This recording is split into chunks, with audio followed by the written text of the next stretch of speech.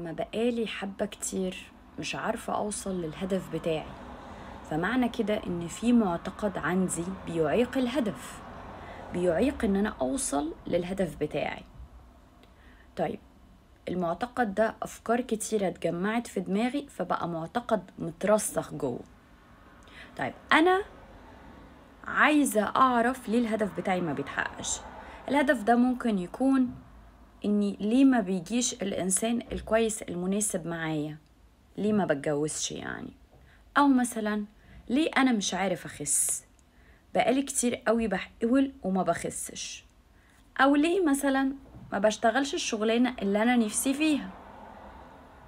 كل دي حاجات أنا مش بوصل لهدف فيها، يعني الهدف بتاعي أنا ما بوصلوش، ففي إعاقة، شيء بيعيق الهدف بتاعي، في إعاقة في النص، فاللي بيعيق الهدف ده المعتقد بتاعي. طيب إزاي أعرف إنه في معتقد عندي؟ مبدئيا كده انا بشوف الهدف بتاعي اللي انا نفسي اوصله، اللي هو انا ليه مثلا ما اتجوزتش لحد دلوقتي، ليه ما بيجيليش حد مناسب.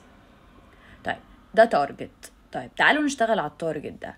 هقعد مع نفسي واكتب السؤال اللي انا عايز اساله لنفسي، وراقب افكاري دي. ممكن ان انا اكون بقول مثلا ان السوق مضروب، ان مفيش حد دلوقتي بتاع جواز، انه كل الناس بقت تخون وكل الناس بقت تتطلق. فأنا هنا بعمل إيه؟ أنا هنا بعيق الهدف، لأن المعتقد بتاعي عن الهدف فهو مش صح، فكده كده أنا مش هعرف أوصل للهدف. المعتقد مش لازم يكون صح ومش لازم يكون غلط، بس فكرة إن المعتقد مع كتر إن أنا بؤمن بيه وترسخ في دماغي فبقى حقيقة، فبيترجم لواقع. طيب أنا دلوقتي عايزة أفك المعتقد ده، أتخلص منه، أتنازل عنه. المفروض ان انا اعمل ايه دلوقتي؟ علشان نشيل المعتقد ده احنا محتاجين نحط افكار مكانه، علشان الافكار دي تبقى معتقد راسخ. يعني لازم نشيل حاجة ونحط حاجة مكانها.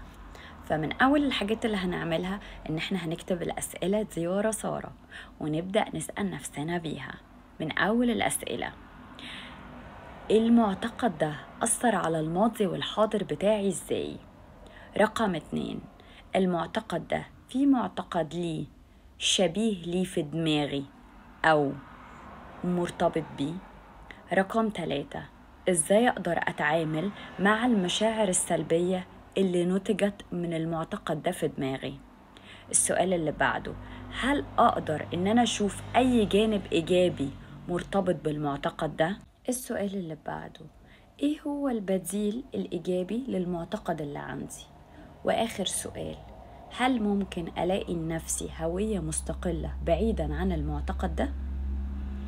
أول ما بجاوب على الأسئلة دي وأفضل أعيدها وأكررها كتير قدام نفسي وأبص عليها، هبدأ أتخلص من المعتقد. فوقتها بس بقول للمعتقد القديم: شكراً جزيلاً إنك أديت دورك معايا الفترة اللي فاتت، ومن دلوقتي أنا مسحك من دماغي تماماً، وإن أنت ملكش أي وجود في حياتي تاني. شكراً ليك. ومن هنا بتبدأي تزرعي أو بتبدأ تزرع معتقد جديد في دماغك، بأنك بترسخ أفكار جديدة، فبيبقى معتقد فبيترسخ في دماغك.